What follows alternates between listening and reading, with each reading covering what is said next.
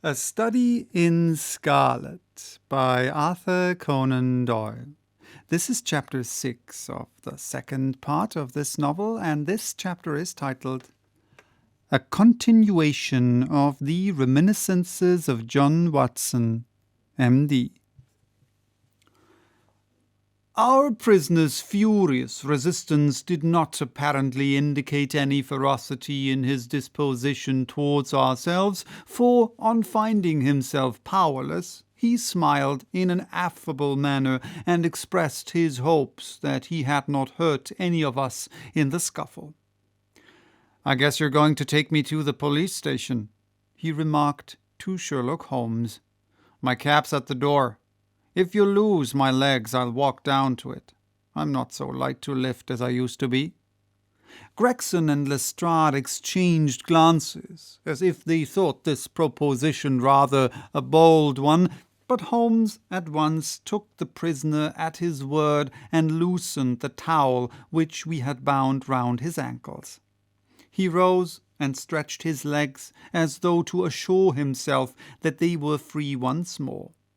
I remember that I thought to myself as I eyed him that I had seldom seen a more powerfully built man, and his dark sunburnt face bore an expression of determination and energy which was as formidable as his personal strength. "If there's a vacant place for a chief of the police, I reckon you're the man for it," he said, gazing with undisguised admiration at my fellow lodger. "The way you kept on my trail was a caution."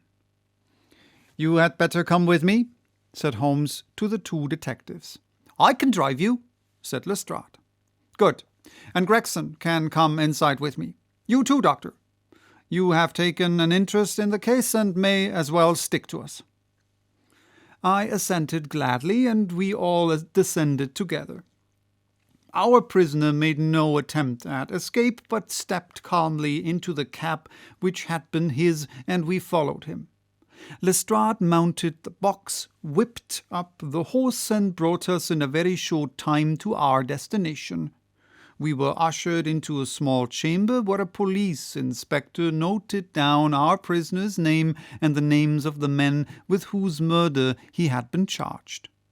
The official was a white-faced, unemotional man who went through his duties in a dull, mechanical way. "The prisoner will be put before the magistrates in the course of the week," he said. "In the meantime, Mr. Jefferson Hope, have you anything that you wish to say? I must warn you that your words will be taken down and may be used against you." "I've got a good deal to say," our prisoner said slowly. "I want to tell you, gentlemen, all about it."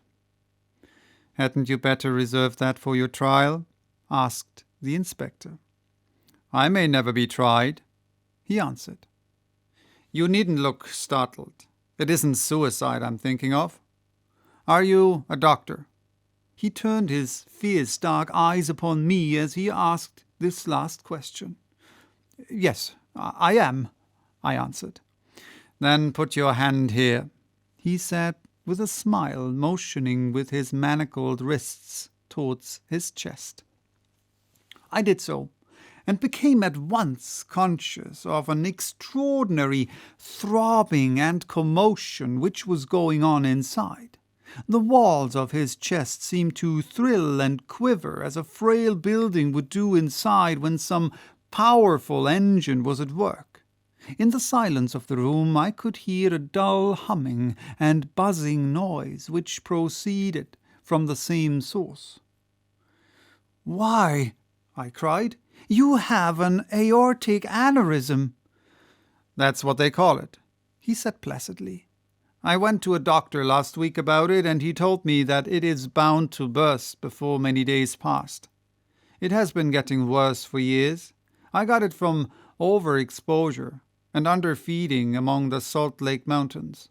I've done my work now, and I don't care how soon I go. But I should like to leave some account of the business behind me. I don't want to be remembered as a common cutthroat."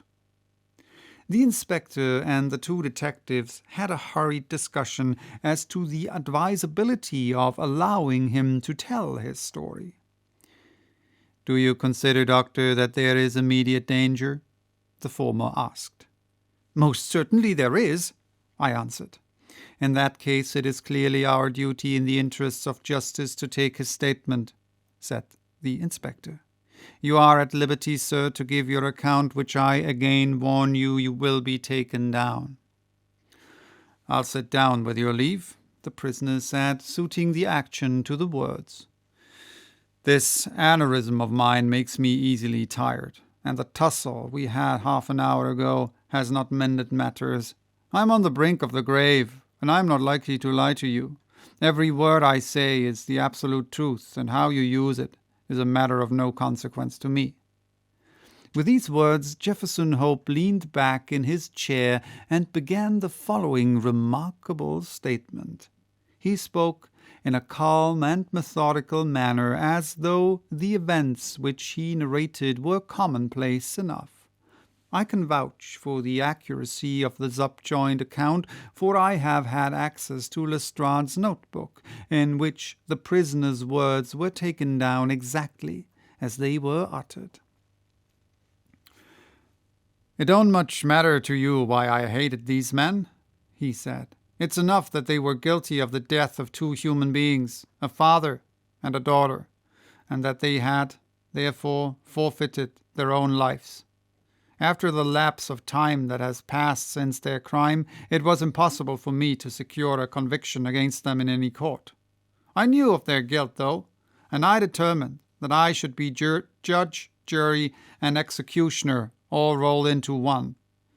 You'd have done the same, if you have any manhood in you, if you had been in my place. That girl that I spoke of was to have married me 20 years ago. She was forced into marrying that same drabber, and broke her heart over it. I took the marriage ring from her dead finger, and I vowed that his dying eyes should rest upon that very ring, and that his last thoughts should be of the crime for which he was punished. I have carried it about with me, and have followed him and his accomplice over 2 continents until I caught them. They thought to tire me out, but they could not do it. If I die tomorrow, as is likely enough, I die knowing that my work in this world is done, and well done. They have perished, and by my hand. There is nothing left for me to hope for, or to desire. They were rich, and I was poor, so that it was no easy matter for me to follow them. When I got to London, my pocket was about empty, and I found that I must turn my hand to something for my living. Driving and riding are as natural to me as walking, so I applied as a cab owner's office, and soon got employed. I was to bring a certain sum a week to the owner, and whatever was over that I might keep for myself. There was seldom much over, but I managed to scrape along somehow. The hardest job was to learn my way about, for I reckon that of all the mazes that ever were contrived, this city is the most confusing. I had a map beside me, though, and when once I had spotted the principal hotels and stations, I got on pretty well. It was some time before I found out where my 2 gentlemen were living, but I inquired and inquired, until at last I dropped across them. They were at a boarding-house at Camberwell, over on the other side of the river. When once I found them out, I knew that I had them at my mercy. I had grown my beard, and there was no chance of their recognizing me. I would dog them and follow them until I saw my opportunity. I was determined that they should not escape me again.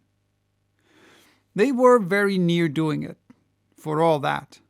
Go where they would about London, I was always at their heels. Sometimes I followed them on my cab, and sometimes on foot. But the former was the best, for then they could not get away from me. It was only early in the morning or late at night that I could earn anything, so then I began to get behind my hand with my employer. I did not mind that, however, as long as I could lay my hand upon the man I wanted. They were very cunning, though. They must have thought that there was some chance of their being followed, for they would never go out alone, and never after nightfall. During 2 weeks I drove behind them every day, and never once saw them separate. Drebber himself was drunk half the time, but Stangerson was not to be caught napping. I watched them late and early, but never saw the ghost of a chance. But I was not discouraged, for something told me that the hour had almost come. My only fear was that this thing in my chest might burst a little too soon and leave my work undone.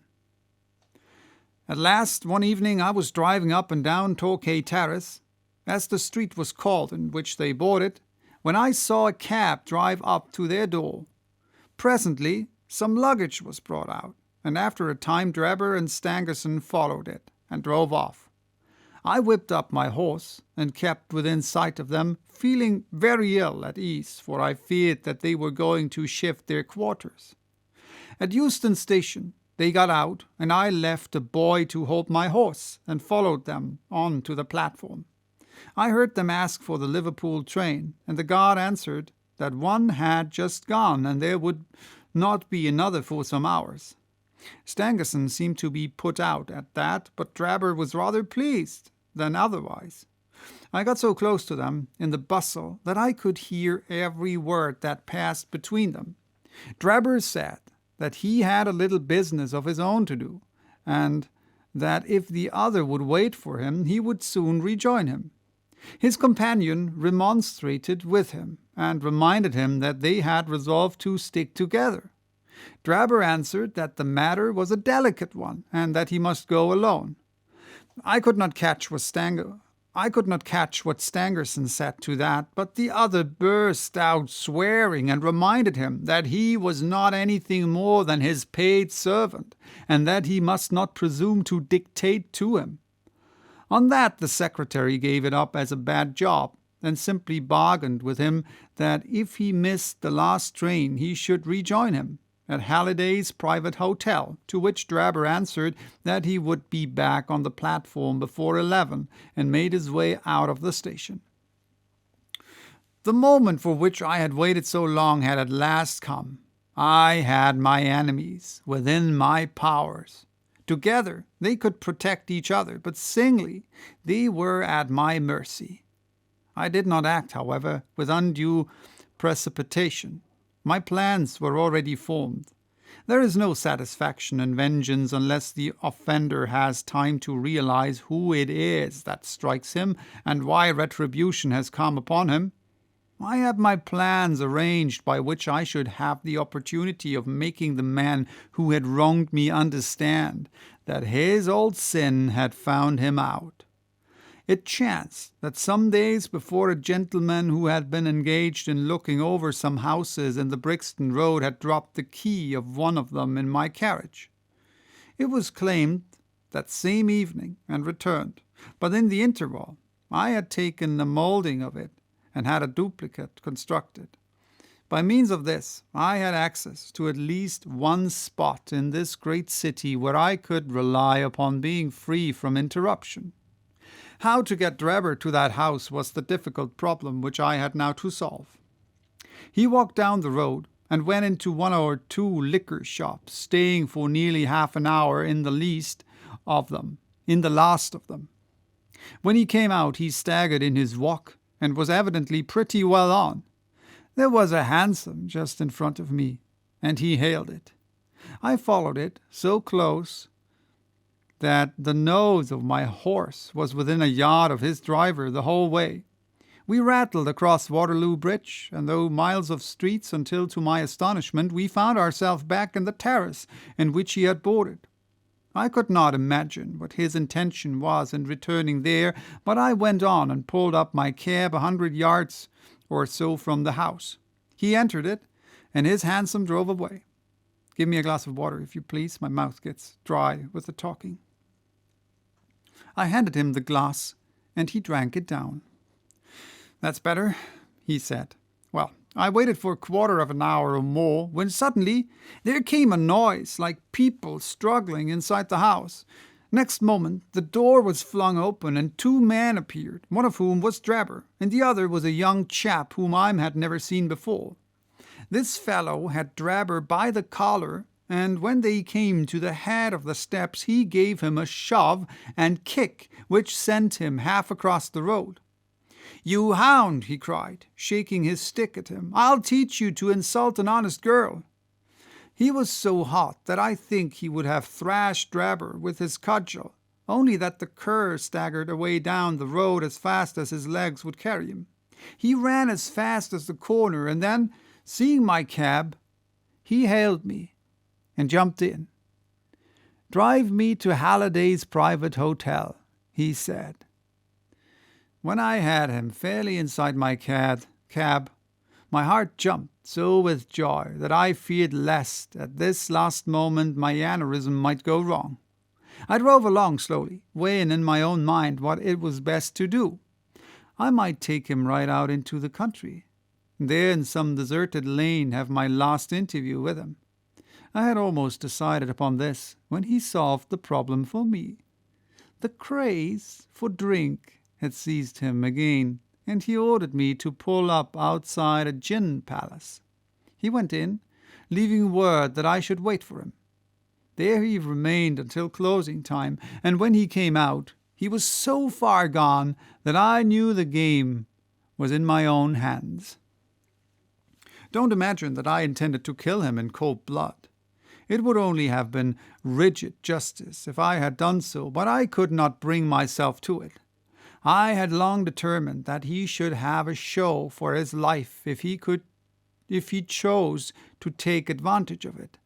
Among the many billets which I have filled in America during my wandering life, I was once janitor and sweeper out of the laboratory at York College. One day the professor was lecturing on poisons, and he showed his students some alkaloid, as he called it, which he had extracted from some South American arrow poison, and which was so powerful that the least grain meant instant death. I spotted the bottle in which this preparation was kept, and when they were all gone, I helped myself to a little of it. I was fairly good dispenser. So I worked this alkaloid into small soluble pills, and each pill I put in a box with a similar pill, made without the poison. I determined at the time that when I had my chance, my gentlemen should each have a draw out of one of these boxes while I ate the pill that remained. It would be quite as deadly and a good deal less noisy than firing across a handkerchief. From that day I had always my pill boxes about with me, and the time had now come when I was to use them. It was nearer 1 than 12, and a wild, bleak night, blowing hard and raining in torrents. Dismal as it was outside, I was glad within, so glad that I could have shouted out from pure exultation.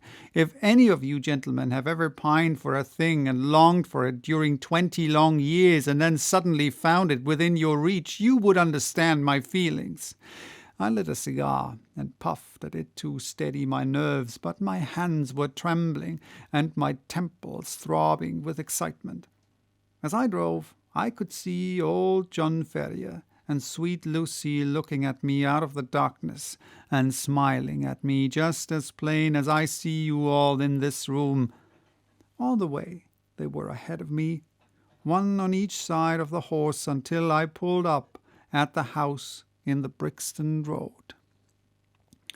There was not a soul to be seen, nor a sound to be heard except the dripping of the rain. When I looked in at the window, I found Drebber all huddled together in a drunken sleep. I shook him by the arm. "It's time to get out," I said. "All right, cabby," said he. I suppose he thought we had come to the hotel that he had mentioned, for he got out without another word and followed me down the garden. I had to walk beside him to keep him steady, for he was still a little top-heavy. When we came to the door, I opened it and led him into the front room. I give you my word that all the way the father and the daughter were walking in front of us. "It's infernally dark," he said, stamping about. "We'll soon have a light," I said, striking a match and putting it to a wax candle, which I had brought with me. "Now, Enoch Drebber," I continued, turning to him and holding the light to my own face, "who am I?" He gazed at me with bleared, drunken eyes for a moment, and then I saw a horror spring up in them and convulse his whole features, which showed me that he knew me.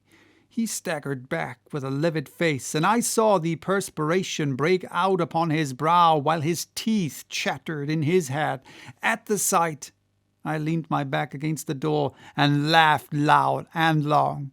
I had always known that vengeance would be sweet, but I had never hoped for the contentment of soul which now possessed me. Contentment of soul which now possessed me. "You dog," I said, "I have hunted you from Salt Lake City to St. Petersburg, and you have always escaped me. Now, at last, your wanderings have come to an end, for either you or I shall never see tomorrow's sunrise."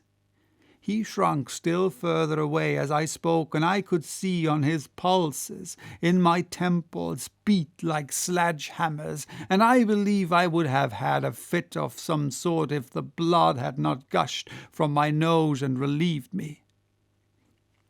"What do you think of Lucy Ferrier now?" I cried, locking the door and shaking the key in his face. "Punishment has been slow in coming, but it has overtaken you at last." I saw his coward lips tremble as I spoke. He would have begged for his life, but he knew well that it was useless. "Would you murder me?" he stammered. "There is no murder," I answered. "Who talks of murdering a mad dog? What mercy had you upon my poor darling when you dragged her from her slaughtered father and bore her away to your accursed and shameless harem?"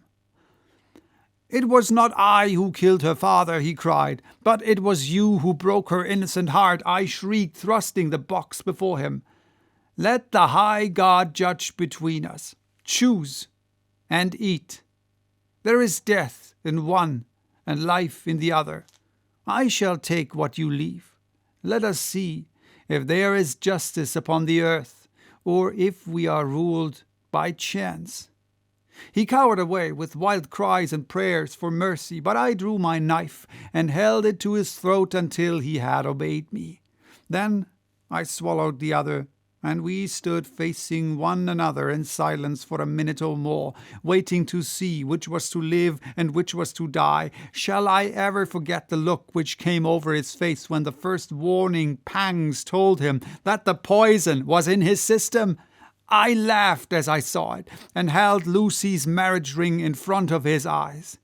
It was but for a moment, for the action of the alkaloid is rapid.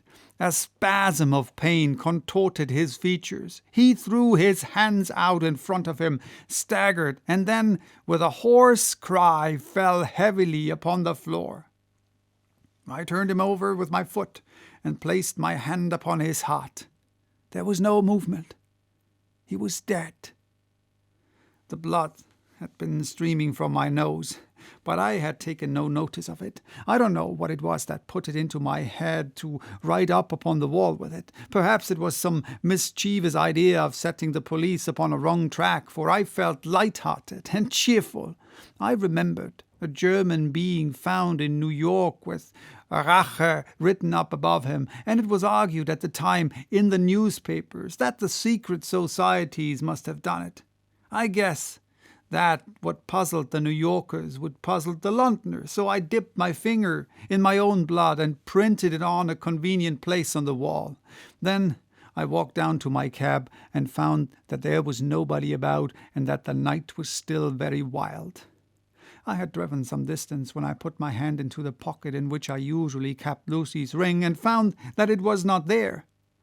I was thunderstruck at this, for it was the only memento that I had of her, thinking that I might have dropped it. When I stooped over Drebber's body, I drove back, and leaving my cap in a side street, I went boldly up to the house, for I was ready to dare anything rather than lose the ring.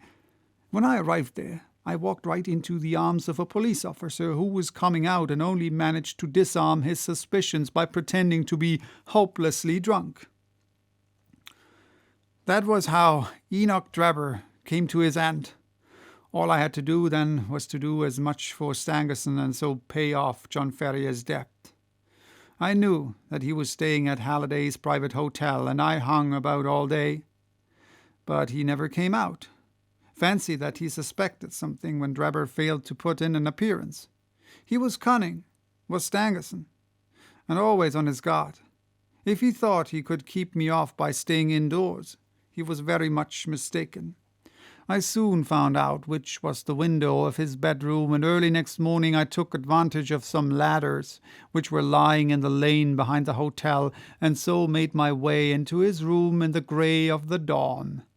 I woke him up and told him that the hour had come when he was to answer for the life he had taken so long before. I described Drebber's death to him, and gave him the same choice of the poisoned pills. Instead of grasping at the chance of safety instead of grasping at the chance of safety which that offered him, he sprang from his bed and flew at my throat. In self-defense, I stabbed him to the heart. It would have been the same in any case, for Providence would never have allowed his guilty hand to pick out anything but the poison. I have little more to say, and it's as well, for I'm about done up. I went on calving it for a day or so, intending to keep at it until I could save enough to take me back to America. I was standing in the yard when a ragged youngster asked if there was a cabby there called Jefferson Hope, and said that his cab was wanted by a gentleman at 221B Baker Street.